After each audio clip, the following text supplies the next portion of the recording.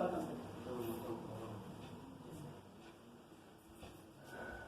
evening.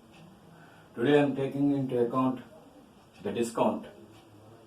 When we go for double columnar cash book, I told you that we'll come across cash and discount columns, cash and bank columns, bank and discount columns. Now, we have to know what is discount. Discount is nothing but an allowance or concession given by the receiving person to the paying person. Okay, it is nothing but a concession or reduction in the price.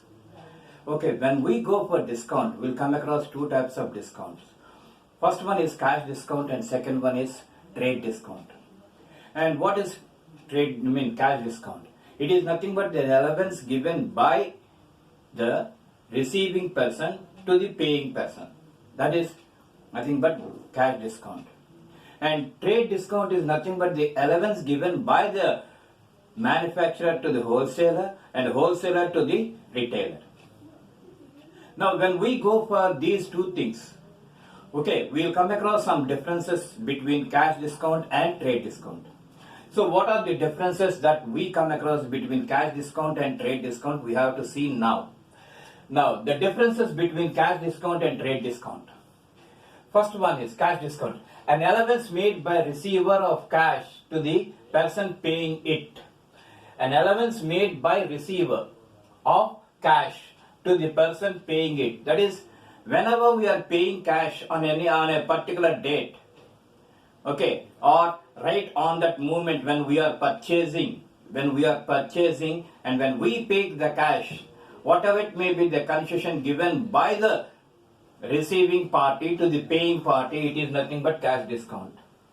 Now, when you go for trade discount, an allowance given by wholesaler to the retailer.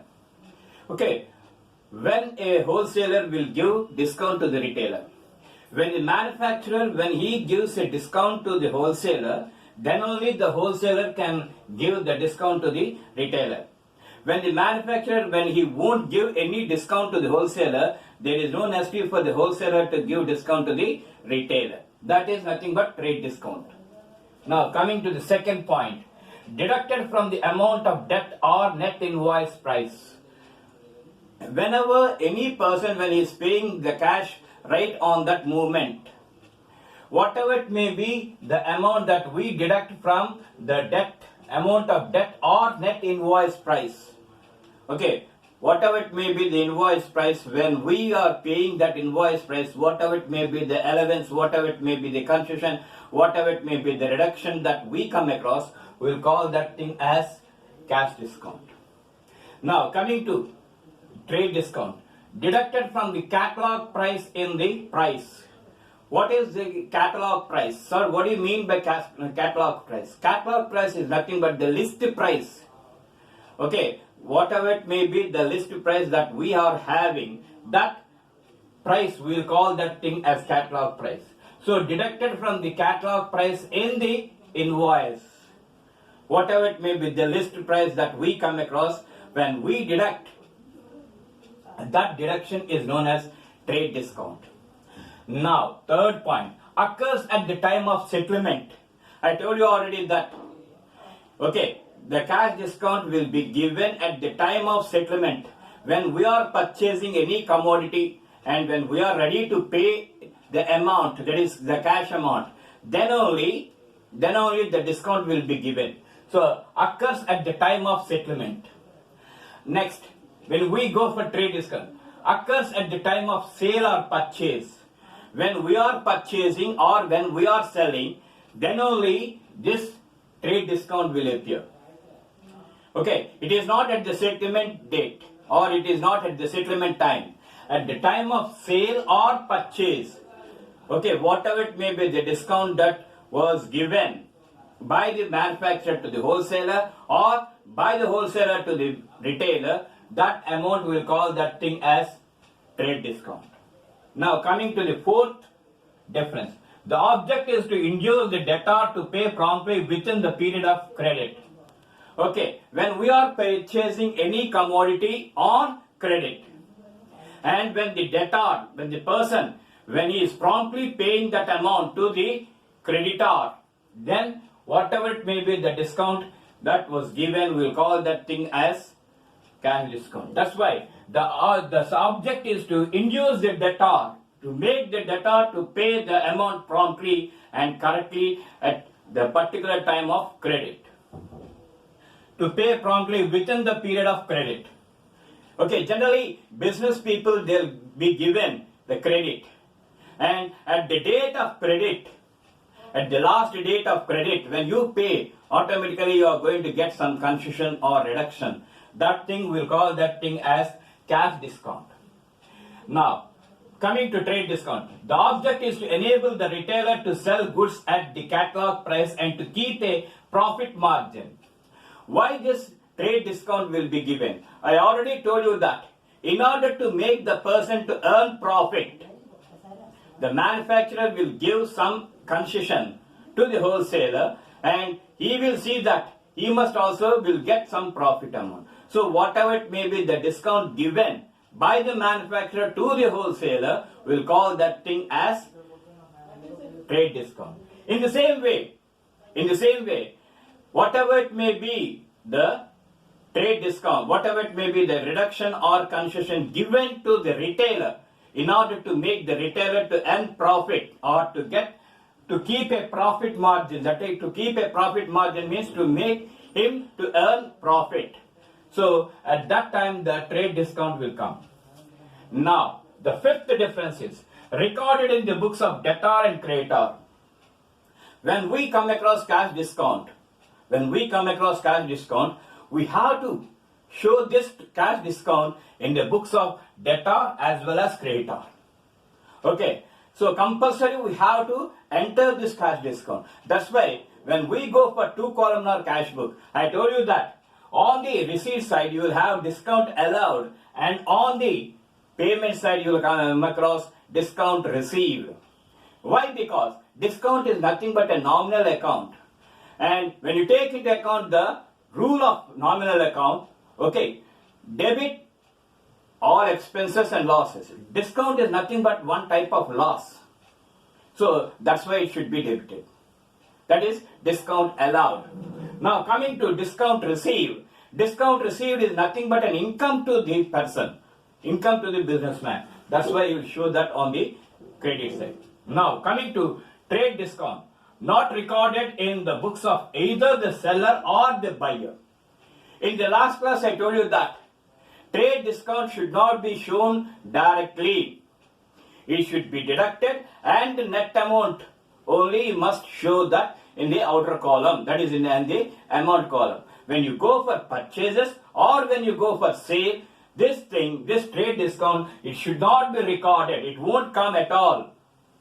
That's why it must be, all the credit purchases must be calculated total, and from that total you have to deduct the trade discount, and then only the net amount of purchase you have to show in the outer column or in the amount column. In the same way, when we go for sales also, you will come across trade discount, and that should be deducted internally, and the net amount only, it should be shown in the amount column or in the outer column.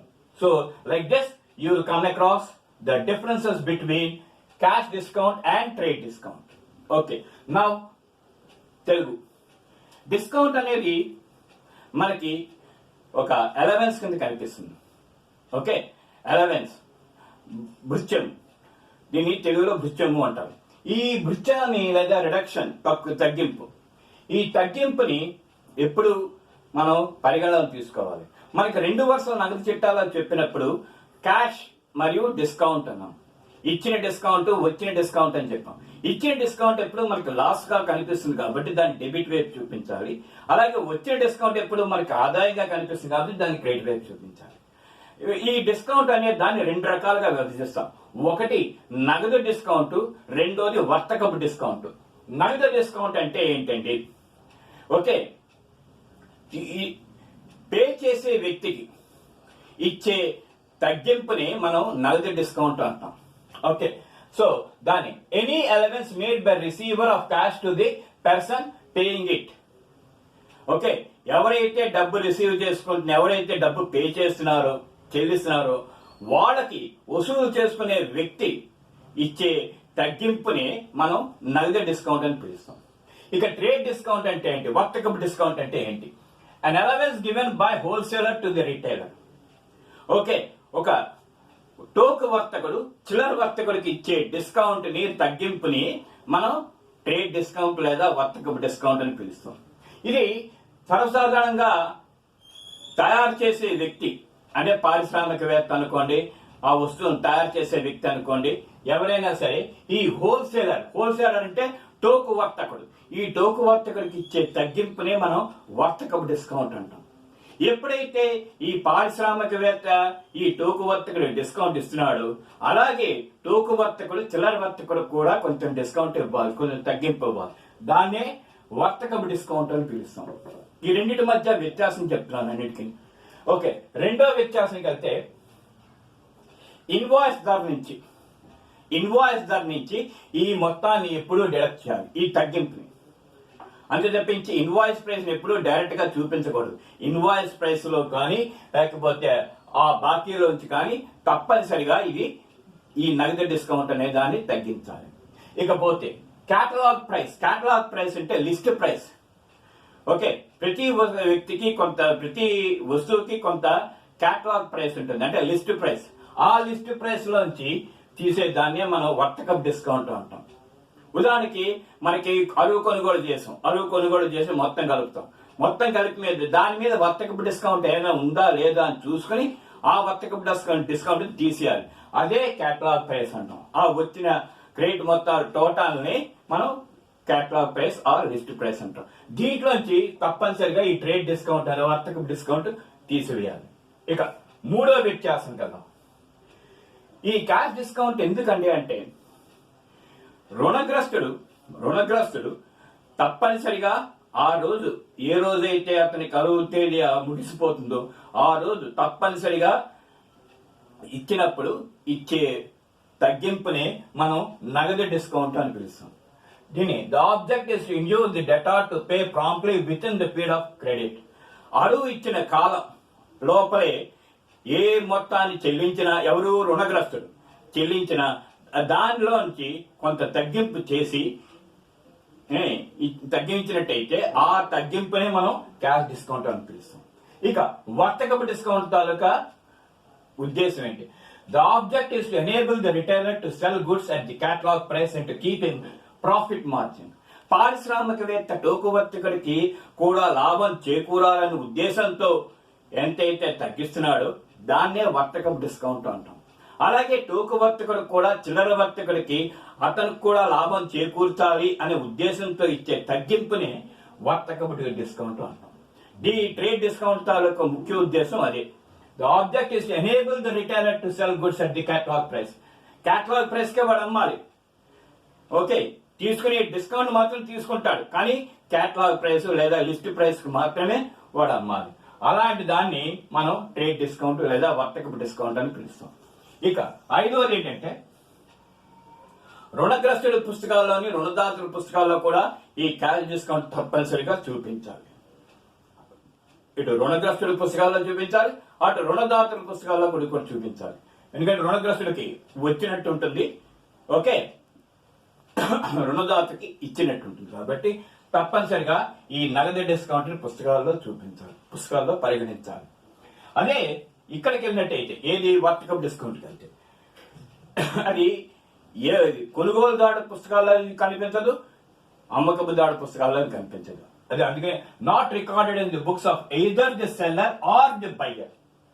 Okay, కొనుగోలుదారు పుస్తకాల్లోని కనిపించదు, అమ్మకపుదారు పుస్తకాల్లోని కనిపించదు. ఎందుకంటే ఇది పరోక్షంగా మనం తీసివేస్తాం కాబట్టి ఈ పుస్తకాల్లోకి అది దాని తాలూకా ప్రాముఖ్యత లేదు. ఈ విధంగా మనకి క్యాష్ డిస్కౌంట్ కి వర్తకపు డిస్కౌంట్ కి మధ్య గల వ్యత్యాసం. ఓకే, రేపు మనం ఈ నగదు పుస్తకం మీద లెక్కలు ఒకదాని తర్వాత ఒకటి, అంటే 1 వరుస నగదు పుస్తకము, 2 వరుసల నగదు పుస్తకము, అలాగే 3 వరుసల నగదు పుస్తకము గురించి దాని గురించి ప్రాబ్లమ్స్ అన్ని మనం తెలుసుకుంటాం. ఇంతటితో ఈ క్లాస్ ముగిస్తున్నాను. రేపు మళ్ళీ ఆ లెక్కలతో మనం మీ ముందుకు వస్తాం. Thank you.